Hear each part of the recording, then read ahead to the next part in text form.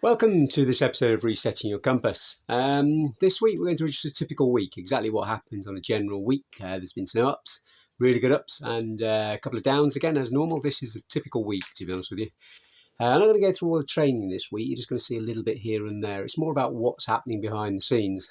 For example, had a few medical issues, 3 medical issues, which I'll run through. Done some really good filming this week.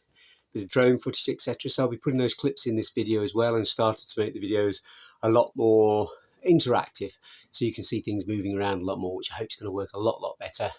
And last but not least, a bit of an update on the charities. I will leave that one till the end, to be honest with you. It's an interesting outcome there. Anyway, let's crack on. Completely forgot, we've done a podcast as well this week. We've done been interviewed on a podcast this week, so yeah, that'll be on here as well. Excellent.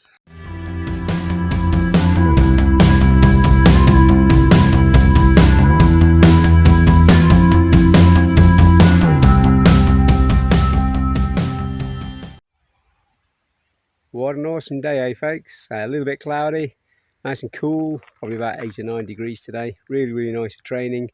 And look at that, absolutely gorgeous. A bit damp, but other than that, absolutely lovely. So we've had a few health issues this last week, strange enough. 2 really good positive results and 1 not so good, which is ongoing, and we'll see how it gets on.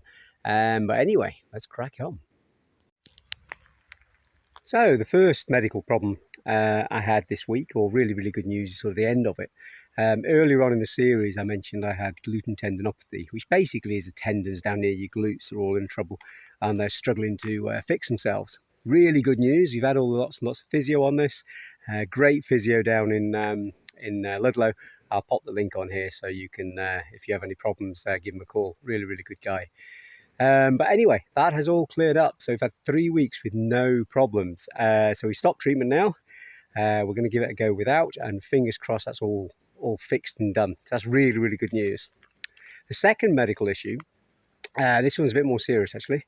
Basically, I've got an infection. Looks like a urine infection. I'm guessing it's got caused by dehydration, because obviously I'm doing a lot of training, and I'm guessing wildly that that has been a factor.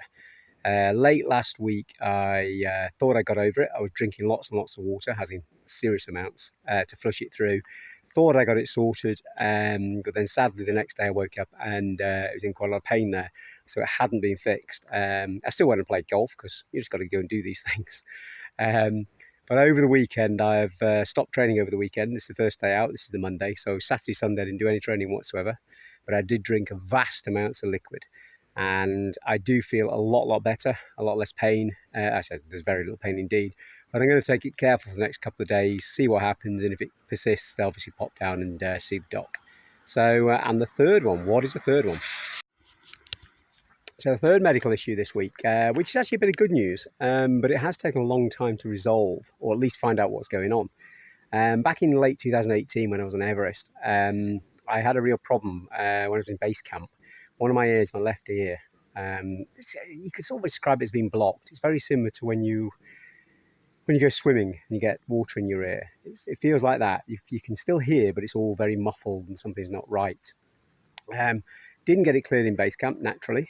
Didn't get it cleared when I was on Everest. It has caused me a bit of a concern, but I didn't know what was going on, so there's not a lot I could have done about it anyway. When I got off Everest, I cleared through for a couple of months, hoped it would clear. It didn't. Went to the doctors. They just said, wait on a little while, it should be absolutely fine. I waited for quite a long time, nothing happened. We then moved to Herefordshire. I then went back to the docs just after lockdown, I think it was. And eventually I got referred. It took a long time, but I got referred to Hereford Hospital, to the ENT unit there. Went there. Specialist saw me, said there's absolutely nothing wrong, you've probably got water retention, which was a bit of a surprise considering the volume of exercise I do. Water retention probably wasn't something I had. However, you've got to jump through all the hoops with these guys, drinking all the things they say. And I took water tablets to push everything through. Guess what? Nothing changed.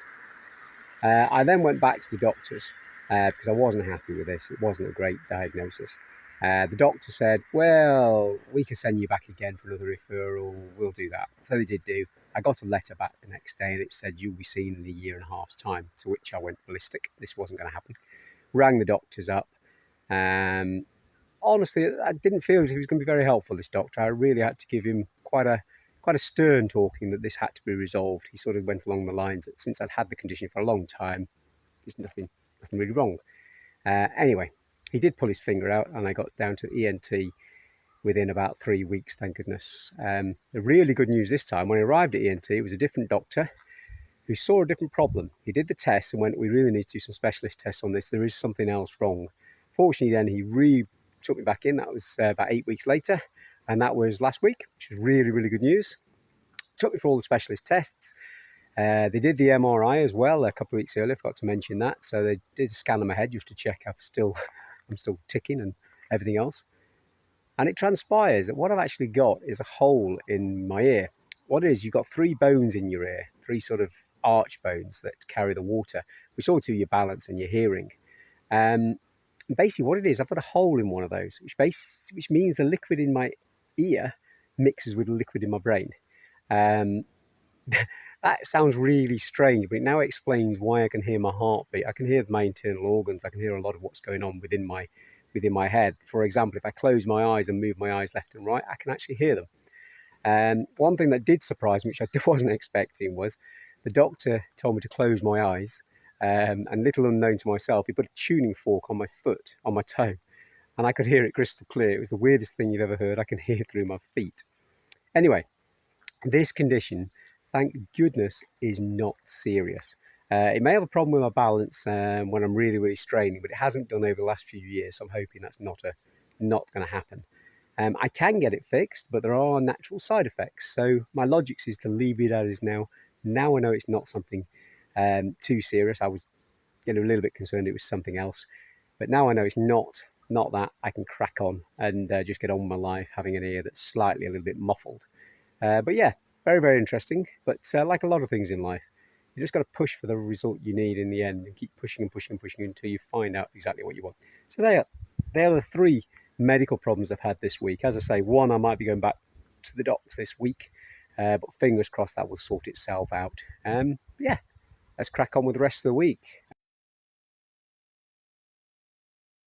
Now I've caught up with myself, folks, on the general, like the charity, and brought you all up to speed. I'm going to be doing this on a weekly basis, what's actually happening on a weekly basis now, which is much, much better. We'll basically have no idea what's coming up the rest of this week. I have an idea what I'm going to be doing, but let's see where this takes us. Morning all, well it's Tuesday and about 7:30. Very, very, very icy this morning, and we're going to go and do some training in the garage. As you can see, watch my head. You can see it's pretty dark in here this morning, but there's a good old ski machine. Got ourselves a cup of tea, which is really good news, bit of water and everything else. Put it forward, that's what it looks like outside. Got the old light on, which I'll just move out of the way, otherwise you guys will get blinded. And yeah, this is pretty much what it is. We see the start up, it's cold, and we just crack on, to be honest with you. Yeah, this is a normal morning on the ski machine. Creaks a bit, as you can hear, sorry about that. Hence I don't do a lot of recording on the ski machine, but hopefully this gives you a good indication that the training is not all as smooth as it looks out to be. You have to do some long hours, early mornings. When you get back at night when it's dark, you'll do them as well. But anyway, this is what this week is holding so far. Tomorrow, we're in a really interesting position. Tomorrow we're actually going to, we're linking up with a drone stroke photographer, stroke videographer tomorrow, so I'll tell you more about it tomorrow. But it's going to give some really good shots, because at the moment obviously I'm just purely doing it from my hand. This will make it a lot better for the old the way the videos look and everything else. So I'll update you tomorrow. Well, it's Wednesday, folks, and we're up just at the back end of Wigmore, a little place called the Goggin. Absolutely stunning place, and as you can see, the mist is just coming over the hills there, but it's an absolutely fabulous place. Going to do some filming today. You're going to get some drone shots, going to get some general shots, you name it. We're going to get all sorts of extra material that we can use in the videos today. We've got a chap called Luke joining us from Luke Azure, really good drone company to do shots and stuff. He's joining us today, and we'll really have some good shots. So I'll share those later on. And yeah, but what an awesome day, eh? So as can be seen here, we've taken the drone out, which is really good because the drone can follow me, and therefore you can get a very, very good idea of what pulling a tyre is. Now, we're actually going downhill here, and when the bottom I turn around and come back up again just so I can get a general feel of what it's about.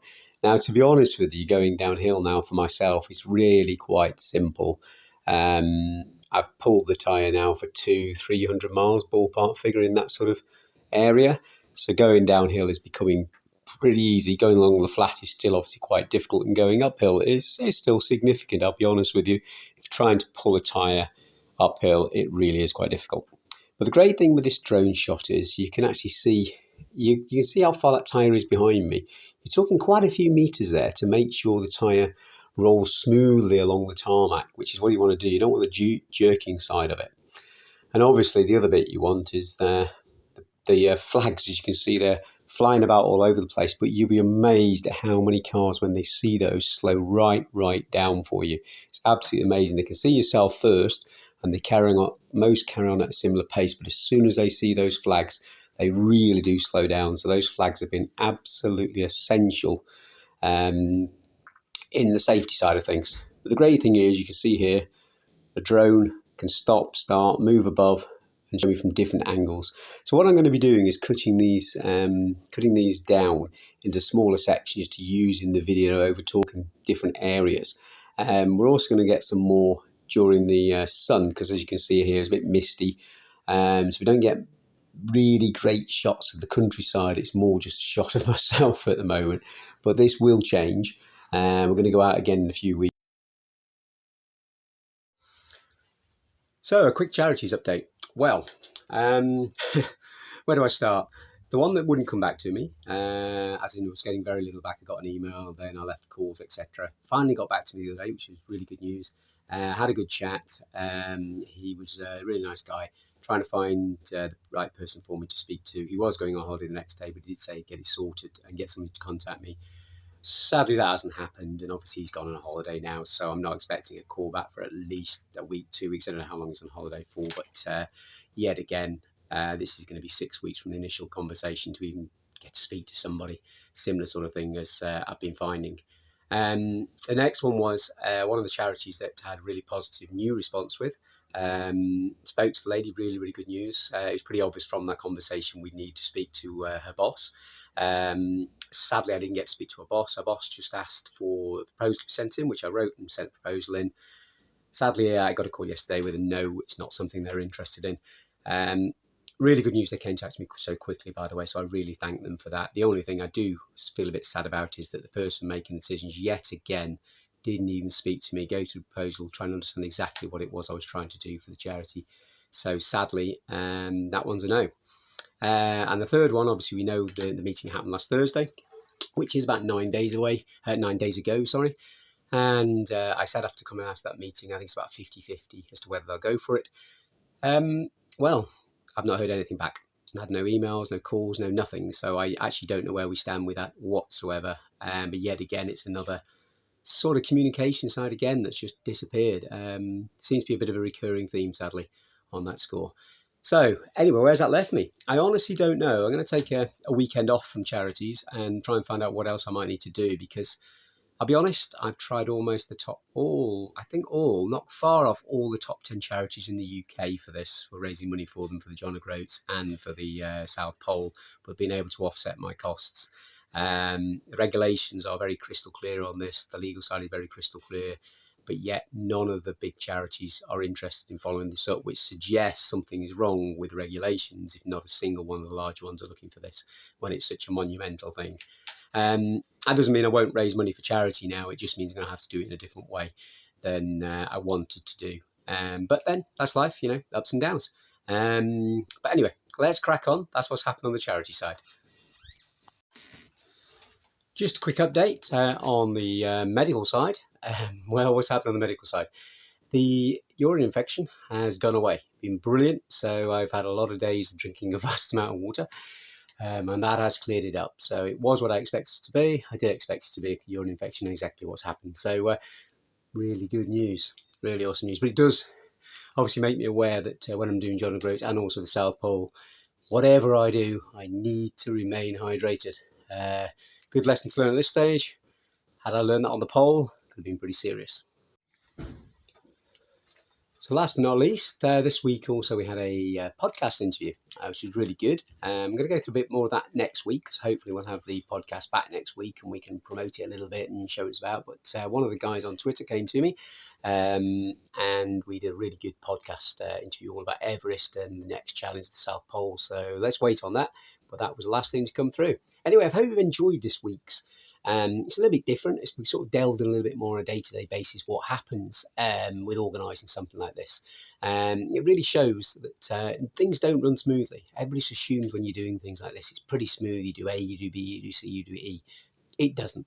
Things do change. So let's start this week. Fingers crossed, everything will go a little bit smoother than last week. It went a bit up and down, but let's crack on. I'm really thankful you guys for watching, and I will speak to you next week. Take care.